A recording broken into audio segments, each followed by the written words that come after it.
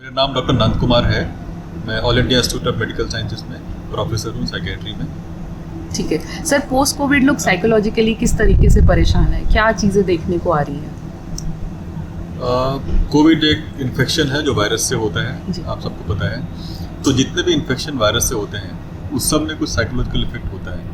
जब हम लोग बोलते हैं साइकोलॉजिकल इफेक्ट, इसका मतलब ये होता है कि आप उसको डिफ्रेंशिएट नहीं कर पाते हैं कि बायोलॉजिकल है साइकोलॉजिकल है। तो जो भी चीज़ें हमारे थॉट, हमारे फीलिंग, हमारे इमोशंस को करती है अफेक्ट, हम लोग मानते हैं कि साइकोलॉजिकल है। थॉट, फीलिंग, इमोशंस यदि आप देखें तो ब्रेन से कहीं ना कहीं संबंधित है, जुड़ा होता है। यदि ब्रेन का फंक्शनिंग ठीक नहीं है तो हमारे थॉट्स, फीलिंग, इमोशन डिसऑर्गेनाइज हो सकते हैं। जैसे जब फीवर होता है तो आप इरिटेट फील करते हैं, अच्छा नहीं लगता आपको। कोविड जब होता है तो आप देखे होंगे कि बहुत कॉमन है, लॉस ऑफ स्मेल होता है, लॉस ऑफ टेस्ट होता है। इसी तरह जब कोविड होता है या कोई वायरल इन्फेक्शन होता है तो हम इरिटेट होते हैं थोड़ा सा, उस दौरान थका थका लगता है, कुछ करने का मन नहीं करता है, कुछ खाने पीने का मन नहीं करता है, अकेले रहने का मन करता है, ये उदासी सी लगती है।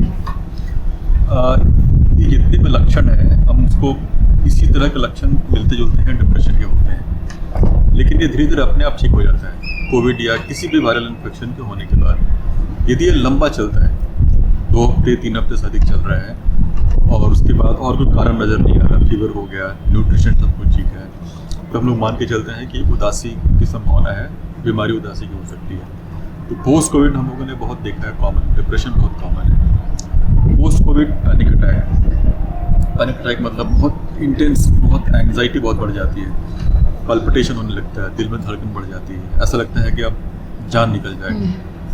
और ये कुछ देर का रहता है और फिर ये ठीक हो जाता है 10-15 मिनट में। तो हम लोग उसको बोलते हैं एक panic attack. Post Covid panic attack, depression, नींद नहीं आना, इंसोम्निया, ये बहुत कॉमन है।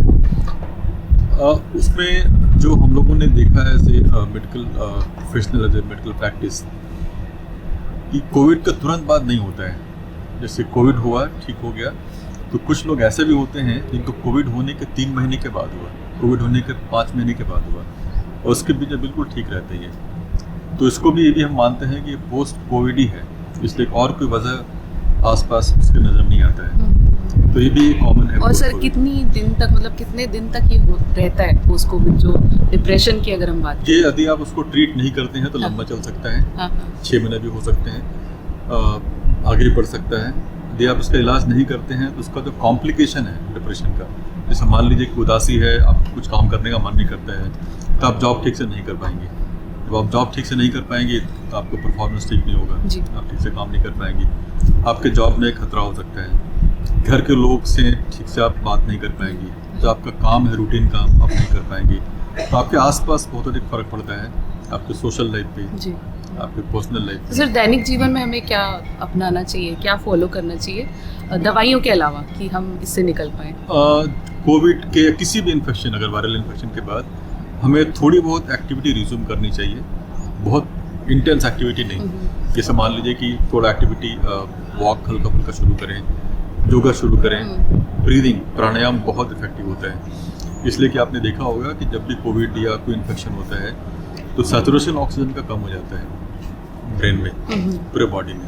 तो जब भी हम योगा करते हैं, प्राणायाम करते हैं, अगर डीप ब्रीदिंग जिसको बोलते हैं, तो उससे सैचुरेशन अच्छा रिकवर होता है, तो ब्रेन के सेल्स हेल्दियर होते हैं, बॉडी के सेल्स हेल्दियर होते हैं। तीसरा, एक न्यूट्रिशन पे खास फोकस होना चाहिए।